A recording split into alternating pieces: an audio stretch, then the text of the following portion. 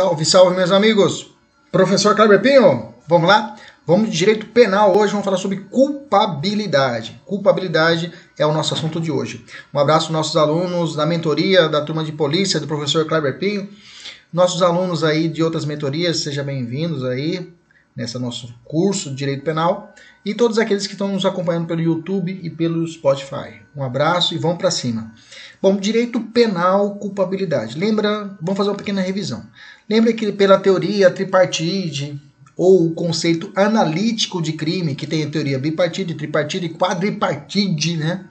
Que o Brasil adotou a teoria tripartite por regra. Crime é todo fato típico, ilícito e culpável. Lembra disso? Ok? Nós já estudamos aqui no nosso curso o fato típico em duas partes, a ilicitude em um único só vídeo e a culpabilidade. Bacana? Agora vamos dar a culpabilidade. Então, nós estudamos que o fato típico ele é formado pela conduta, nexo, tipicidade e resultado nos crimes materiais, né? Crimes de mera conduta, crimes formais, crimes tentados, só é exigível a conduta e a tipicidade. Nós já estudamos isso, né, aqui no nosso curso. Nós vimos que quando existe o fato típico pela teoria cognoscente, pressupõe que ele também é ilícito, devendo o réu, devendo o agente provar que ocorreu uma excludente de ilicitude. Nós vimos que a excludente de ilicitude, as gerais, legais, é o estado de necessidade, a legítima defesa, o estrito cumprimento do dever legal e o exercício regular de um direito. Bacana? Essas são as excludentes de ilicitude, né?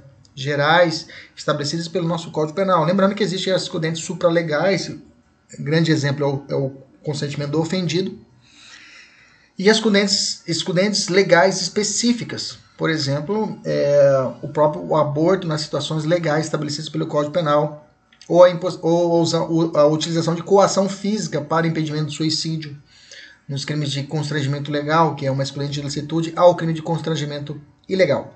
Bacana? E aí nós chegamos na culpabilidade. Na culpabilidade, que é o último elemento, o último substrato do crime. Lembrando que o crime pode existir. O crime pode existir, continuar existindo quando existe um fato típico, existiu o fato típico, não apresentou nenhuma excludente, ou seja, o fato é ilícito, o crime existiu. Mas pode ser que esse agente não seja punível. É a última etapa, que é a culpabilidade. Depois, somadas as três etapas, aí eu teria o crime. Olha só como é difícil a gente chegar a uma teoria estabelecida no Brasil como é um crime no Brasil. Não é fácil. A culpabilidade, então, vamos falar sobre ela numa página introdutória. Qual é o conceito de culpabilidade? Vamos trazer um conceito simples, tá? A culpabilidade é o juízo de reprovabilidade do agente por ter ele praticado um fato típico que também é ilícito, quando podia ele entender o caráter ilícito desse fato e, assim, se motivar para agir conforme o direito e não contra o direito. Aí eu tenho que a culpabilidade a ser punida. A culpabilidade é analisada em três situações. A culpabilidade ela pode ser elemento da pena. A culpabilidade ela pode ser um requisito da conduta, como conduta culposa ou dolosa. E a culpabilidade pode ser analisada como um dos elementos do crime, okay? Que é a última etapa. Cresce na doutrina, principalmente na doutrina, não é, digamos assim, que vai contra a polícia, óbvio, né? Uma doutrina de defensoria, né? Mas é bom nós conhecermos essa corrente, que é a chamada coculpabilidade. O que é essa teoria da coculpabilidade? Quem trouxe essa teoria para o Brasil? Tenta, na verdade, implementar, que não é admitida, inclusive, pelo STJ e o STF, que é o Luiz Zaffaroni. O Zaffaroni que traz, é um argentino que trata dessa teoria. Ele fala o seguinte, em linhas gerais, que o Estado também tem a sua parcela de culpa e deve ser responsabilizado pelo não ter implementado as políticas necessárias para que a pessoa chegasse a se corromper e cometer um crime. Ou seja, o Estado tem parcela de culpa na ação criminosa do criminoso. Então, nisso, o criminoso deve receber uma bonificação e deve ser atenuada a sua conduta com uma atenuante inominada do artigo 66 lá do Código Penal. Então, coculpabilidade é uma tese defensiva principalmente ela é defendida principalmente para aqueles que estudam para a Defensoria Pública, que fala que o Estado também tem uma parcela de culpa na situação criminosa, ou seja, pelo fato dele ter sido negligente na implementação de políticas como educação, políticas sociais, ele deve ser responsabilizado e o criminoso deve receber por isso uma compensação que seria o quê? Uma atenuante genérica do artigo 66, ok? É claro, estamos estudando para a polícia, ok? Se vier uma tese nesse sentido, você vai dizer o quê? Não é aplicada no Brasil. Você vai dizer, ou a parte contrária vai dizer que o STJ entende que não tem aplicabilidade a co-culpabilidade no Brasil e o STF não tem posicionamento, mas o STJ segue esse raciocínio até então. Então você vai posicionar contrário, é claro, à co-culpabilidade. Beleza? Só para aprofundar um pouquinho, existe uma co-culpabilidade às avessas que fala o seguinte, bom, aquela pessoa que é pobre e não teve acesso às políticas públicas, essa pessoa não pode ser punida, deve ser receber, na verdade, uma atenuante. Mas aquela pessoa de classe mais abastadas, uma pessoa que tem nível superior, ou aqueles que cometem um crime de colarinho branco, esses aí merecem receber uma punição mais severa do Estado. E não receber uma atenuante, e sim uma agravante. É a chamada co-culpabilidade às avessas, ok? Beleza? Maravilha. Vamos avançar. Existe uma classificação que diferencia em culpabilidade material e culpabilidade formal, tá? De novo, professor, pois é, veja, nós falamos já de tipicidade formal e material, já falamos de ilicitude formal e material, estamos trazendo aqui que existe uma tipicidade, uma culpabilidade material e formal. Qual que é a diferença? A formal é a definida em abstrato, ou seja, é o juízo de reprovabilidade que é realizado em relação ao provável autor do fato, típico e ilícito. Se apresenta, é claro, os elementos da culpabilidade, no momento em que o legislador incrimina a conduta. Ou seja, a culpabilidade formal, ela é formatada, ela deve ser analisada por tempo da criação da lei. Okay? Já a culpabilidade material, ela tem que ser estabelecida em concreto, e não só no plano normativo abstrato, e sim em concreto, na situação presencial, na situação fática. Okay? É dirigida ao agente que é culpável, que cometeu o fato típico ilícito. Então, a culpabilidade material é direcionada para o magistrado, para o juiz que vai ofertar a sentença, que vai exarar a sua sentença, e a culpabilidade formal se prende ao legislador na hora que vai fazer a sua lei. Beleza? Tranquilo? Vamos lá. Quais são os elementos que compõem a culpabilidade? A culpabilidade tem os seus elementos, e os seus elementos apresentam as chamadas excludentes desses elementos. Para que exista a culpabilidade, existem 3 elementos, que é o famoso IP. Lembra do IP? Lembra daquela planta chama IP? IP roxo, professor? É, o IP, coloca assim, ó, IP. Vou botar aqui, ó, o pessoal que está assistindo a aula pelo YouTube está vendo desenhando aqui. Se você quiser escrever no seu caderno, escreva aí IP. aquela árvore no IP. Né? IP você vai lembrar de imputabilidade penal. Você vai lembrar de potencial consciência da ilicitude e vai lembrar de exigibilidade de conduta diversa, ok? IP são esses 3, a imputabilidade penal, a potencial consciência da ilicitude e a exigibilidade de conduta diversa. Ou seja, se existiu o fato, o criminoso for punível, se na hora da conduta ele tem consciência do que aquele que está fazendo é errado, é ilícito, e não tem como exigir dele outra conduta senão aquela de cometer o crime, exigir dele uma conduta diversa. Ele devia ter feito uma conduta diversa, ele não fez e cometeu o crime. Nesse caso, eu tenho a culpabilidade perfeita e aí existiu a culpabilidade. Ou seja, os elementos para que exista a culpabilidade é imputabilidade, potencial consciência da ilicitude e exigibilidade de conduta diversa. Se tiver presente esses três elementos, eu terei a culpabilidade e, por consequência, fechou o ciclo. Há fato típico, há fato ilícito e é culpável o agente. E aí existiu perfeitamente o crime e a punição dele. Bacana? Mas, porém, contudo, entretanto, o examinador não quer saber se você conhece os elementos da culpabilidade. Ele quer saber se você conhece quais são as excludentes desses elementos. Que uma delas existindo vai excluir a imputabilidade e, por consequência, não haverá culpabilidade, por consequência, não haverá propriamente a punição do crime. Ok? Quais são as situações que, digamos que vão contrárias à imputabilidade? Ou seja, são as excludentes de culpabilidade. A doença mental, ela afeta a imputabilidade do agente. O desenvolvimento mental retardado, mesma coisa. Desenvolvimento mental incompleto, mesma coisa. Embriaguez acidental, mesma coisa. Ok?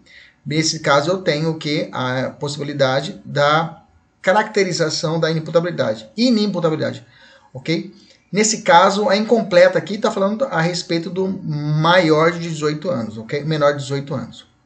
Potencial consciência de ilicitude, o erro de proibição inevitável ou excusável. Nós já vimos isso lá atrás, tá? O erro de proibição, que é o irmão do erro de tipo, só que o erro de tipo fica lá na primeira etapa, no fato típico. Erro de proibição fica aqui na terceira etapa, ok? E, por fim, a exigibilidade de conduta diversa, que tem duas hipóteses. Coação moral exigível e obediência hierárquica à ordem não manifestamente legal. Se ocorrer uma dessas duas hipóteses, a exigibilidade de conduta diversa não existiu, por consequência, não existiu a culpabilidade, por consequência, não haverá punição do crime, ok? Resumindo, macete aqui, ó. Médico. Lembra que eu disse para vocês, cuidado para não confundir as excludentes de culpabilidade. Dá para fazer aqui rápido? Vamos fazer aqui rápido? Vamos botar aqui, ó. Vamos fazer uma tabelinha aqui, ó. Vamos botar aqui, ó. Excludentes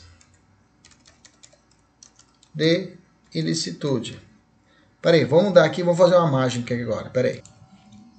Pronto, fizemos a mágica do pause, ok? Então, resumindo aqui, nós temos aqui, ó, excludente de ilicitude, lembra?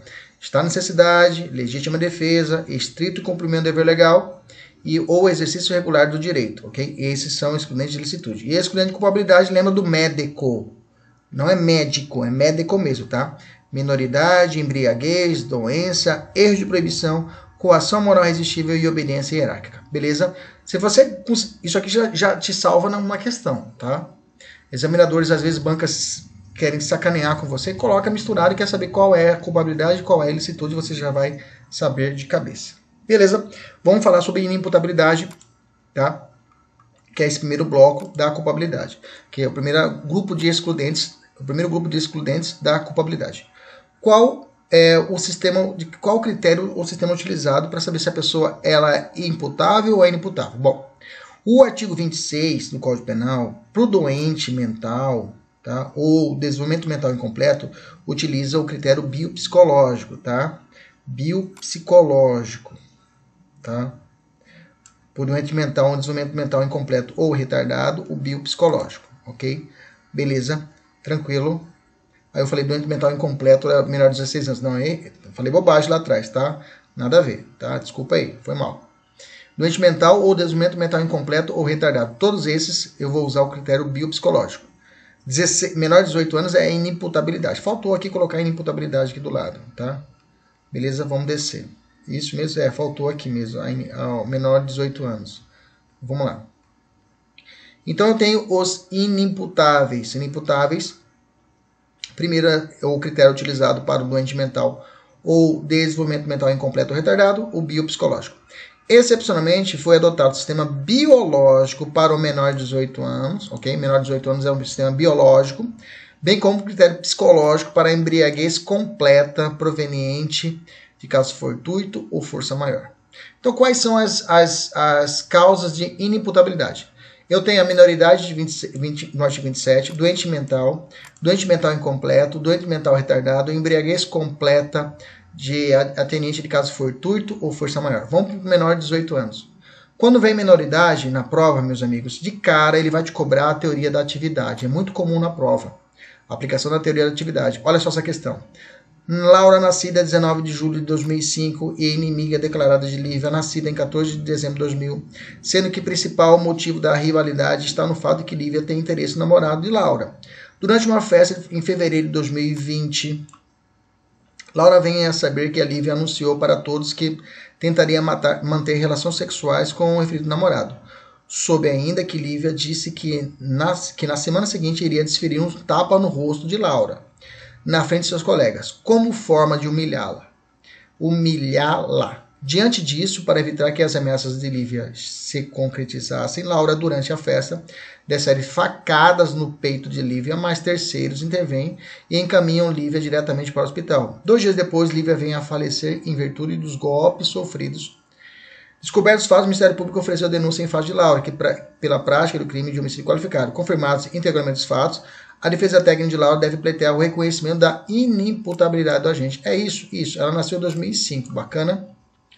Em julho, ok? Quando aconteceu o fato? Em fevereiro de 2020. Nesse caso, Laura não tem nem 15 anos, né? De 2005 para 2020. Aí teria 15 anos, mas só que o aniversário dela é em julho e os fatos aconteceram em fevereiro. Então ela não tem nem 14, tem 14 anos e alguns meses. Então, nesse caso, tem que ser alegado que a inimputabilidade, porque na data do fato ela era ainda menor de idade, ok? Menor de idade. Beleza? Tranquilo? Maravilhas. Cai assim? Cai pedindo a data do... Nesse caso, não é só para aprofundar, né? Ela podia alegar a legítima defesa, desse caso que a menina iria lhe dar um tapa na cara. Não, aí seria uma agressão remota, né? Uma agressão que ia acontecer, uma agressão futura. Legítima defesa é agressão atual e iminente, né? Não futura. Então, nem legítima defesa a Laura poderia alegar nesse caso. Vamos falar da embriaguez. Então, cuidado, tá? Na inimputabilidade quanto à minoridade, cuidado, tá? Inimputável é não punível. Putável é punível, ok? Putabilidade é quem é punível. Imputabilidade também é quem é punível. Então, é punível quem é imputável ou putável, mesma coisa. Agora, inimputabilidade é quem não pode ser punido. Toma cuidado com esse joguinho de palavras, tá? Na prova do TJ, aqui no Mato Grosso, última prova de concurso, caiu essa brincadeira. Fique atento, então, com as datas, tá? Se a prova colocou data para você ali, data de nascimento, você já fica esperto que o examinador quer brincar com você a respeito das datas. Pode ser uma pegadinha quanto à aplicação da teoria da atividade e na inimputabilidade quanto à menoridade, tá? Caso o agente na data do fato seja maior de 18 anos e menor de 21 anos, cuidado, também tem a chamada menoridade relativa, tá? A menoridade relativa para o âmbito penal confere ao sujeito que, na data do fato, se ele for maior de 18 e menor de 21, ele poderá ter 2 benefícios. A prescrição é contada pela metade e a outra ele receberá uma atenuante do artigo 65. Embriaguez. A embriaguez também é o caso de inimputabilidade? A pergunta é, qualquer embriaguez é hipótese de inimputabilidade? Não. Não é qualquer hipótese de embriaguez que é inimputabilidade, ok? A inimputabilidade, para não ser realmente, não existir a punição, ela tem que vir de um caso fortuito ou força maior, ok? Então, em embriaguez não pode ser parcial, ela tem que ser completa. Então, fala assim o artigo 28, parágrafo 1º. É isento de pena o agente que, por embriaguez completa, proveniente de caso fortuito ou força maior, era ao tempo da ação ou da omissão inteiramente, cuidado, não é parcial, é inteiramente. Inteiramente de quê, professor? Incapaz de entender o caráter ilícito do fato ou de determinar de acordo com esse entendimento. Só para ampliação, a interpretação hoje quanto embriaguez completa não se prende apenas ao álcool, uso de álcool. Pode ser também a situação de droga, tá? Qualquer droga ilícita, podemos dizer. Por exemplo, o exemplo mais clássico, quando acontece isso, um caso fortuito ou força maior, não é culposa, viu, gente? A embriaguez culposa, a embriaguez culposa é putável, é punível, tá? Não exclui a imputabilidade. A embriaguez culposa é punível. Culposa vou sair, nunca bebi, eu vou beber um pouquinho, mas se Deus quiser não vai acontecer nada. Eu bebo, fico louco e mato alguém. Embriaguez culposa, respondo pelo crime. Ok? A embriaguez proveniente de caso fortuito ou força maior é quando, exemplos clássicos, a pessoa passa no concurso para a polícia, nunca bebeu na vida dela, vai para um barzinho, vai com os amigos, aí os amigos vão, ela pede um copo de leite com molico, né? Leite com molico, ou quick, né? E os caras veem aquilo, tá de sacanagem, né? Vamos botar aqui uma bala de êxtase, sei lá, uma droga pro cara tomar. Ele fica louco com aquilo sem ele saber e acaba matando um amigo com uma garrafada no pescoço. Nesse caso, eu tenho claramente uma situação de embriaguez completa, proveniente de caso fortuito ou força maior. Bacana. A prova, quando ela quer cobrar essa, ela coloca dessa forma. Agora, se a embriaguez for, digamos assim, se for considerado chamado semi-inimputável, não vai excluir a culpabilidade, mas poderá reduzir a pena. Fala assim o parágrafo 2º. A pena pode ser reduzida de 1 a 2 terços. 1 a 2 terços, ok? Se o agente, por embriaguez proveniente de caso fortuito ou força maior, não possuía, ok? Não possuía, aqui é uma situação que não tem aqui. Aqui era ao tempo, aqui não possuía, ao tempo da ação ou omissão, a plena capacidade de entender. É diferente? Diferente, que lá fala inteiramente. Aqui é a plena capacidade. Aqui é inteiramente. Inteiramente incapaz. Aqui é a plena capacidade de entender o caráter ilícito do fato determinado de acordo com esse entendimento. Então, vai ter que ser comprovado pericialmente que realmente ele tinha uma leve, uma condição de entender o caráter ilícito. O mínimo ali. Então aqui era a plena capacidade de entender o caráter ilícito. Aqui é inteiramente incapaz. Então nisso vai ser analisado, se a prova falar que colocar conforme o parágrafo 2º, tem que tomar cuidado com isso. Ele coloca o parágrafo 2º inteiro aqui e vai falar assim, que é isento de pena, e encaixa bem aqui. Isento de pena, o agente encaixa bem aqui. Em vez de falar a pena reduzida, ele coloca é isento de pena. Então você tem que ficar atento com isso, com a letra fria. Tá? É perigoso porque é muito parecido. Se você ler o parágrafo primeiro, comparar com o parágrafo segundo, cara, é igualzinho, professor. É igualzinho mesmo, tá? Tem que ficar esperto. Beleza? Embriaguez punível, não exclui putabilidade, emoção ou paixão. Embriaguez voluntária ou culposa, leva-se à punição do crime. Não, como eu disse, não há excludente quanto a isso. Beleza? Critério já falei lá em cima, né? Vamos descer aqui. Olha, teoria da actio libera in causa. O que é isso? Primeiro vamos ler a teoria e eu te explico. O Código Penal adotou a teoria da actio libera in causa, segundo a qual somente a embriaguez completa decorrente de caso fortuito ou força maior que reduz ou anula a capacidade de discernimento do agente quanto ao caráter ilícito da conduta é causa de redução ou exclusão da responsabilidade penal. Ou seja, o que sobrar não é causa de redução ou exclusão. Beleza? Tranquilo? O STJ trouxe uma situação em 2018 falando assim, é aquele em que o agente conscientemente põe em risco... Agora, tá, entendi isso. Agora a teoria da acto é isso aqui, ó. A teoria da acto libera in causa... Vamos cortar aqui para ficar legal. É aquela em que o agente conscientemente põe-se em estado de inimputabilidade, sendo desejável ou previsível o cometimento de uma ação ou omissão punível em nosso ordenamento jurídico, não se podendo alegar inconsciência do ilícito no momento fatídico, visto que a consciência do agente existia antes de se colocar em estado de inimputabilidade. Maravilhoso isso aqui. Maravilhoso. Professor, eu não entendi chongas. Vou te explicar. O que quer dizer essa teoria? Falou de teoria da actio libera in causa, quer dizer que o cara vai ser punido. Grava isso. Falou que a teoria da actio libera in causa é a ideia de que o cara vai ser punido. Preste atenção.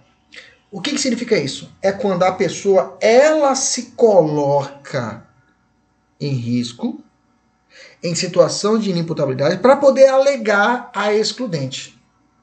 Vou te dar o exemplo da bebida. O cara bebe de forma consciente e voluntária para tomar coragem para ir cometer o crime. Ele comete o crime. E ele alega, eu estava em estado de embriaguez completa. Por isso, eu quero receber a excludente de culpabilidade ou diminuir a minha pena. Nem a pau, Juvenal. Ele não vai receber isso. Não receberá a pena. Porque ele se predispôs a colocar-se nessa situação de inimputabilidade. Eu digo mais. Eu vou transportar essa teoria agora lá para a ilicitude, lá para a legítima defesa. Eu vou te dar um exemplo. Por exemplo, Eu sei que o meu inimigo é uma pessoa que tem um pavio curto. Eu sei que ele é meu inimigo, ele tem pavio curto, e faz tempo que eu quero acertar com ele as contas. Eu quero matar, eu tenho vontade de matar, eu tenho desejo de matar. Só que eu penso, se eu for lá e matar esse cara, eu vou pegar um homicídio qualificado, aí vai ficar difícil. O que eu vou fazer? Eu vou botar a minha arma na cintura, debaixo da camisa, e vou provocá-lo. Vou instigá-lo até que ele venha me agredir. Quando ele vier me agredir, eu saco do meu revólver e atiro e mato ele. E alego legítima defesa. Olha a teoria do capeta. É a teoria do capeta no ser humano. É isso mesmo. Ele se coloca numa situação de risco para que ele possa alegar a legítima defesa. Posso aplicar a teoria da acto libera em causa e esse sujeito não, nesse caso, não ser reconhecido a excludente de ilicitude da legítima defesa? Sim. Então eu posso concluir, professor, para todas as hipóteses, tanto de excludente de ilicitude, como culpabilidade ou até tipicidade, se caso o sujeito se coloque naquela situação buscando uma excludente, poderá ser alegado a teoria da acto libera em causa? Sim. Como cair isso na prova? O examinador vai dizer isso para você. Que ele se colocou naquela situação para poder alegar a legítima defesa. E vai te perguntar, nesse caso, é possível aplicar? Se dizer que não, por que não é possível? Você vai falar a teoria da acto libera em causa. Massa, né? Massa. Perfeito. Vamos descer. Doente mental, mesmo esquema da embriaguez. A embriaguez eu tenho a visão dele imputável e a semi-imputável. Toma cuidado com os parágrafos. Aqui o parágrafo, artigo 26, cabeça, e o parágrafo único. Olha lá o cabeça, fala assim: é isento de pena o agente que, por doença mental ou desenvolvimento mental incompleto ou retardado, era ao tempo da ação ou da omissão inteiramente incapaz de entender o caráter ilícito do fato ou se determinar-se de acordo com esse entendimento, ok? Cuidado, viu, gente? Eu já vi a prova, o examinador, porque aqui são alternativos, né? Pode ser um, pode ser outro. Por doença mental, pode fazer, é isento de pena por doença mental, ok? Era ao tempo da ação inteiramente incapaz, era ao tempo da ação, ok? Inteiramente incapaz de entender o caráter ilícito, ou pode falar, ou inteiramente, era ao tempo da ação de determinar-se de acordo com o entendimento. Ele pode fazer uma mistura aqui, tá? Ele pode tirar e fazer essa saladinha e é perigoso cair na prova. Toma cuidado com o parágrafo único. O parágrafo único fala assim: a pena é reduzida de 1 a 2/3. Se o agente, em virtude da... Olha lá o termo que utiliza, ó. Perturbação de saúde mental. Não tem esse termo aqui, tá? Aqui é doença mental. Lá é perturbação mental, ok? Beleza? Tranquilo? Ou por desenvolvimento mental incompleto ou retardado. Aqui é ou por desenvolvimento mental incompleto ou retardado. Bateu. Beleza? Aqui é era ao tempo. Aqui não era inteiramente incapaz. Não era inteiramente. Ok? Não era inteiramente. Aqui era retardado, era. Aqui não era. Aqui era ao tempo da ação ou omissão inteiramente capaz. Aqui não era inteiramente capaz de entender o caráter ilícito do fato ou determinado de acordo com o entendimento. Veja, é muito parecido os dois parágrafos, o parágrafo único com o 26. Toma cuidado, tá? Aqui vai ter uma sentença absolutória imprópria, tá? Ele vai ser absolvido, mas ele vai receber uma medida de segurança. Aquele cara, Adélio Bispo lá, que tentou matar o presidente atual Bolsonaro, ele sofreu uma sentença absolutória imprópria. Ele foi absolvido, porque ele é inimputável, ele é louco. Ele rasga dinheiro. Só que aí ele foi imputado aqui uma medida de segurança. E a medida de segurança é de 3 em 3 anos, é renovada, ok? Até o limite da sentença, até o limite da pena em abstrato para alguns, e outro até o limite do tempo prescricional para outros, tá? Prescricional seria o STJ, o limite da pena o STF. Doença mental de semi-inimputável, a sentença condenatória, aqui acontece uma redução da pena, mas também é possível a aplicação da medida de segurança. O cara não fica, se realmente for comprovado que é mais justo ele receber uma medida de segurança, ele recebe medida de segurança. Medida de segurança é uma espécie de sanção penal. Lembra, sanção penal. O que é a sanção penal? Já falamos já aqui, mas vamos relembrar rapidinho. Qual que é a punição, a sanção penal que o Estado pode ofertar a um sujeito Tem duas espécies de sanção penal. Ele pode ser uma pena ou uma medida de segurança, ok? Pena. A pena pode ser pena privativa de liberdade, pena privativa de liberdade, pode ser uma pena restritiva de direito ou pode ser uma multa. Já a medida de segurança pode ser uma medida de internação ou pode ser uma medida de ambulatorial, onde o cara fica só tomando medicação, beleza? Tranquilo? Vamos continuar aqui, vamos lá. Doença mental ou perturbação de saúde mental durante a execução penal. Tá, durante essa execução penal apareceu, o cara ficou louco, quais são as soluções? Se for permanente essa loucura do cara, já tá cumprindo pena agora aqui, tá? Vamos dar um pulinho lá na execução penal e a gente já volta aqui pra cá.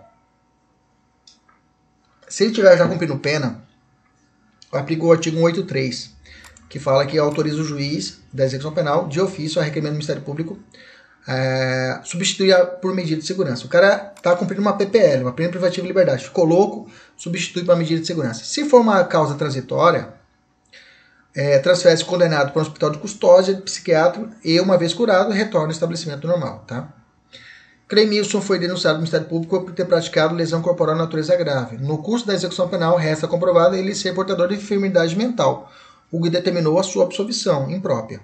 Isso significa que Clemilson era, ao tempo da ação, inteiramente capaz de compreender o caráter ilícito do fato ou determinar-se de acordo com o seu entendimento, certo? Duas questões aqui para você resolver, pessoal da mentoria. E agora a gente entra no segundo bloco, que é nós falamos sobre a inimputabilidade. Aí o segundo ponto é a potencial consciência da ilicitude, não é isso? O artigo 21 fala: o desconhecimento da lei é inexcusável, ou seja, ninguém pode alegar que não conhece a lei. Ah, não conhece. Não, peraí, não é assim bagunçado. Tá, pelo menos tem não tem internet. Ah, mas alguém deve ter falado para você que isso é errado, beleza? Essa é a regra. Pode acontecer que o erro sobre a ilicitude de fato ser inevitável e isenta de pena. Se realmente o cara não tinha como ele saber que aquilo ali era crime, ou às vezes é um estrangeiro que está aqui e não sabe que aquilo é crime, tudo bem. Se é evitável, ou seja, tinha como ele saber que aquilo ali era crime, a pena pode ser diminuída de 1/6 a 1/3. Agora, se não for comprovado que era inevitável o erro, ou se não existiu nenhum erro, o cara agiu de má fé, aí não há aplicação de isenção e nem de redução na pena, tá? Só ficar atento a isso. Não é toda situação que vai reduzir ou vai isentar de pena. Vai excluir a culpabilidade, porque se realmente for comprovado que o cara estava agindo de má fé e tinha como ter conhecimento, então não existiu erro, ok? Aí nesse caso vai ser punido. Qual é a teoria que eu faço para poder realmente, se o cara está agindo de forma errada, de forma contrária à lei, sem que ele realmente saiba que aquilo é ilícito, tá? Tem a teoria chamada a teoria utilizada pelo juiz. O juiz faz uma valoração. Qual é essa valoração? A gente chama de valoração paralela da esfera do profano. Valoração paralela da esfera do... Olha que nome bonito, coloca o nome do seu cachorro. Valoração paralela da esfera do profano. Ou seja, o juiz vai analisar o caso concreto. Se o sujeito realmente ele tinha como saber se o erro era inevitável ou era evitável. Se é para ver se o profano, até quando o profano errado realmente ele sabia ou não sabia. Até quando ele poderia saber. Lembra que o erro de proibição, ele é irmão gêmeo que foi separado na maternidade do erro de tipo, né? O erro de proibição foi separado do erro de tipo. O erro de tipo, lá na tipicidade, na primeira etapa que nós já estudamos, exclui propriamente a tipicidade. Já o erro de proibição, ele exclui o quê? A culpabilidade. Né? Nós fazemos essa distinção lá atrás, no começo do nosso curso. Nós falamos na primeira aula de fato típico. Se você não assistiu, dá uma assistida nessa aula. Vai estar piscando aqui em cima aqui para você assistir. Mentira, não está piscando porra nenhuma, eu nem sei fazer esse negócio. Mas um dia eu faço de ficar piscando. Dá uma procurada aqui na playlist que você acha. Beleza? Vamos lá. Então, nós temos o seguinte. O erro de tipo... Bom, olha essa questão aqui, a questão 129. Fala assim, ó. Tony, a pedido de um colega, está transportando uma caixa com cápsulas que acredita ser de remédios. Bacana? Na cabeça dele está carregando remédio. Sem ter conhecimento que estas, na verdade, continham cloridato de cocaína em seu interior. Pronto. Para ele era uma coisa e era outra. Isso é erro de tipo. Isso é erro de tipo. Entendeu? Na sua cabeça você não está cometendo nenhum crime. Continuando. Por outro lado, José transportava em seu veículo 50 gramas de cannabis sativas. Maconha. pois acreditava que podia ter aquela quantidade do material em sua posse para fins medicinais, por exemplo, como ocorre no Uruguai ou na Holanda, que é liberado. Então, para ele, aquela primeira quantidade, ele falou assim, ah, cara, você sabe que existe o crime de tráfico? Sei. Ou de uso? Sei. Mas por que você estava usando? Ah, porque para mim eu achava que se eu estivesse carregando um pouquinho, não é crime. Isso é erro de proibição. O cara sabe que é crime em algum lugar do mundo, mas ele acredita que naquela quantidade ou naquelas circunstâncias haverá uma excludente. Isso é erro de proibição. Já o erro de tipo não. O erro de tipo o cara está com a cabeça tranquila. Esse cara que carrega os 50 gramas de cannabis, eu sempre falo para os alunos, ele está com uma pulga atrás da orelha. Ele fala, cara, será que é? Será que não é?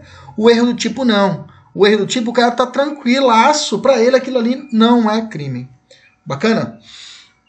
Quais são as espécies de erros de proibição? Eu tenho um direto, né? Que a gente desconhece o conteúdo de uma lei penal proibitiva, como eu te dei o exemplo.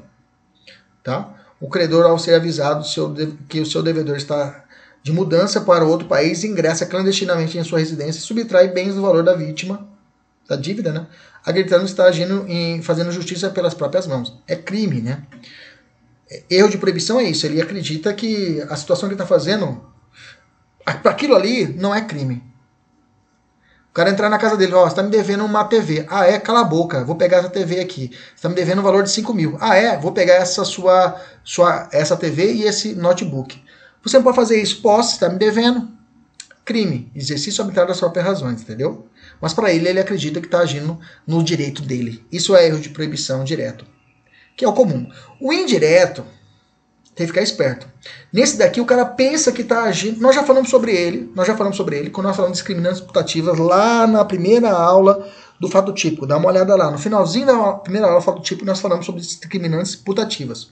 Discriminante putativo por erro de proibição é isso. O cara chega em casa, pensa que quando chega, ele vê a esposa traindo ele com outra pessoa, ele mata a esposa e a pessoa pensando está agindo em legítima defesa da honra, pensando está agindo em uma excludente de licitude que não está. Nesse caso eu tenho erro de proibição indireto. E o mandamental, tá? O mandamental é o agente está envolvido em uma situação de perigo de determinado bem jurídico e erroneamente ele acredita estar autorizado a livrar-se do dever de agir para impedir o resultado.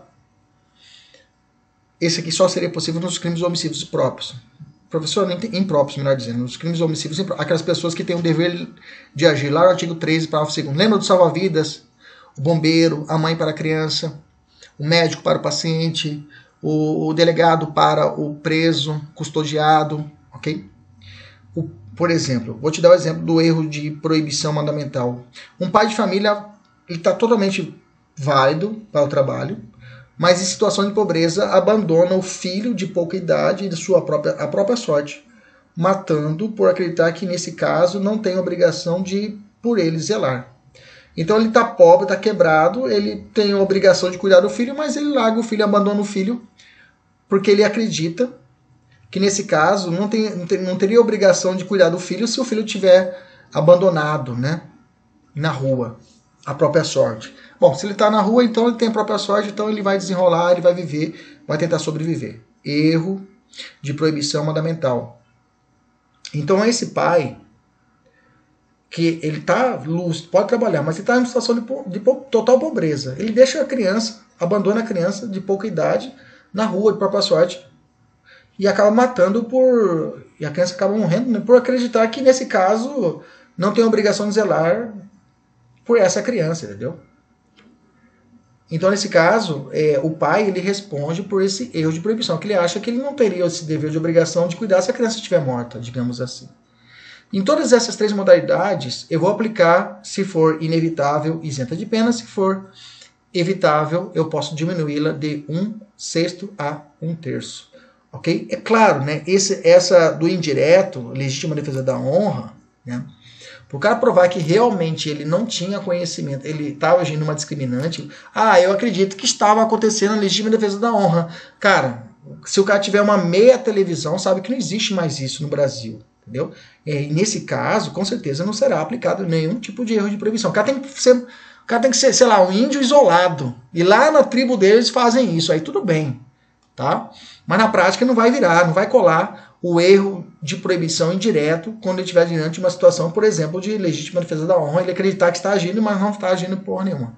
Opa, desculpa o palavrão. Vamos lá, que eu fico irritado com esse tipo de coisa. Coação moral irresistível, artigo 22.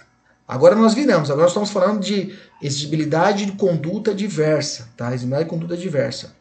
Se o fato é cometido sob coação irresistível, só é punível o autor da coação ou da ordem, tá? Essa coação nós já falamos lá em cima. A coação pode ser física, que exclui a tipicidade, e a coação moral. A coação moral irresistível é isso, é chantagem. Olha essa questão aqui.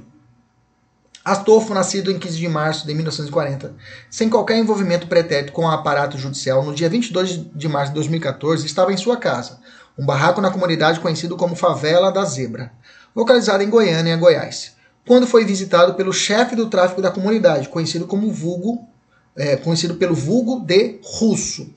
Russo, que estava armado, exigiu que Astolfo transportasse 50 gramas de cocaína para outro traficante, que o aguardaria em um posto de gasolina, sob pena de Astolfo ser expulso de sua residência e não mais poder morar na Favela Zebra.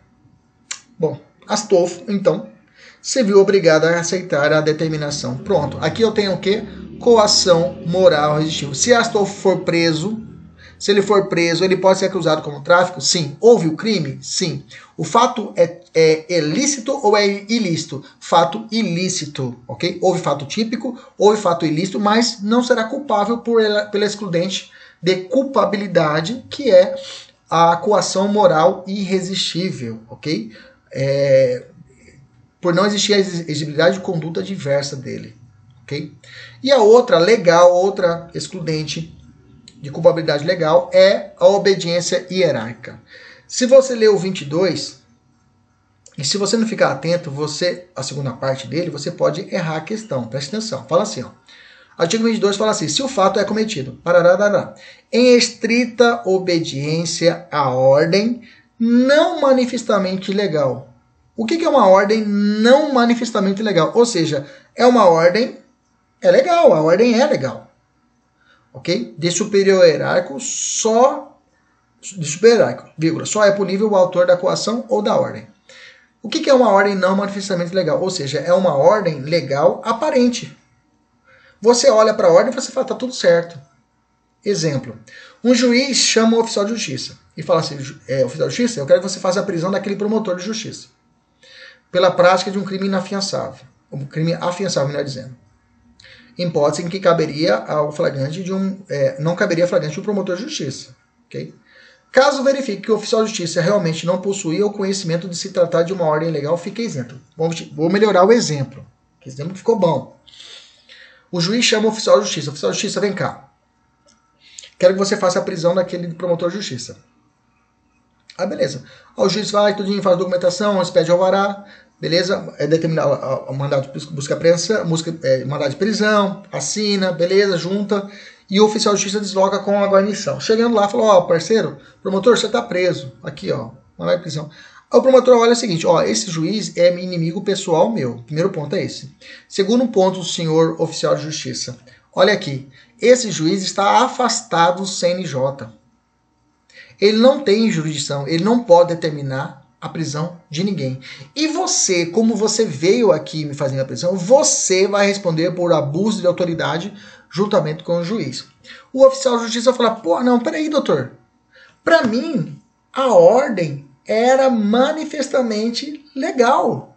Para mim, estava tudo bacana, tudo certinho.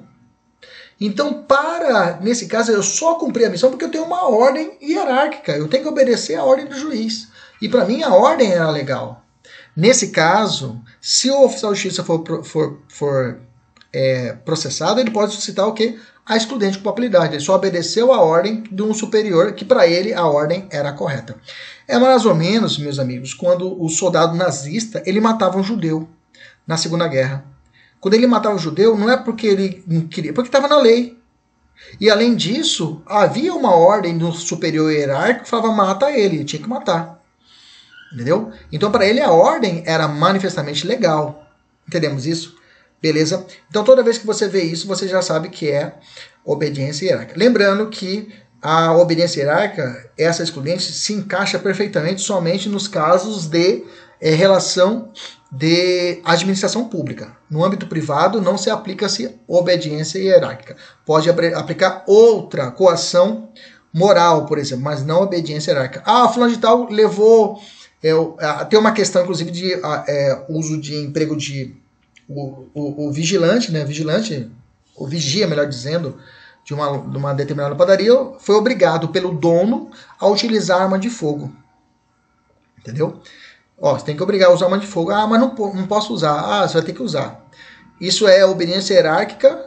Ah, mas é uma lei, manifestamente... Não dá para alegar obediência hierárquica. Dá para aplicar coação moral, ok?